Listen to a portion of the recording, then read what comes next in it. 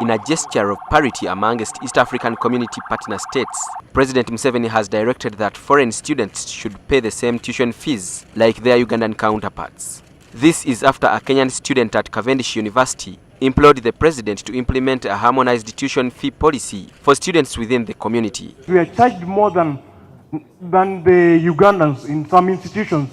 So we had raised this earlier to our president, but now I want to raise it to you, being that you are our host here. Why do you charge different levels of school fees for Ugandan students and for students from fraternal African countries? This is a big shame. Should stop the universities.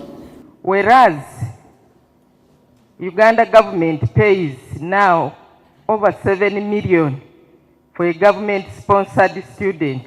A privately sponsored student pays about 3 million, which means, although we have not pronounced it, government subsidizes its private students here. Government of Uganda does. However, there are fears that if the directive is implemented, it would dent the institution's already inadequate revenue collections. The University Vice-Chancellor, Professor Dumba Sentamu, asked the government to support the cash-strapped institution to use its resources to expand its revenue base. Makerere University has plenty of land in prime locations which we would like to develop.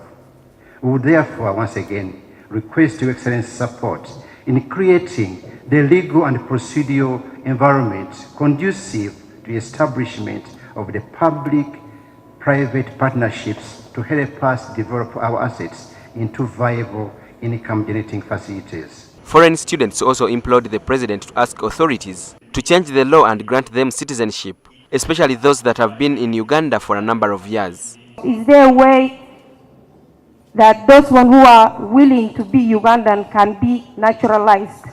The president asked the students to avoid discriminatory tendencies.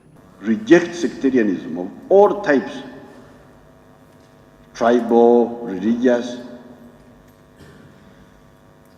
gender, chauvinism, support Pan-Africanism, and of course support modernization, because also we cannot remain backward. The patron of the union, General Eli Tumwine, a senior presidential advisor, encouraged the learners to unite for the purpose of development. The police chief, General Kale Kaihura, spoke about his pet subject of terrorism. This was the second annual convention of the Great Lakes Students' Union. Ernest Wisdom Chionga, NTV Weekend Edition.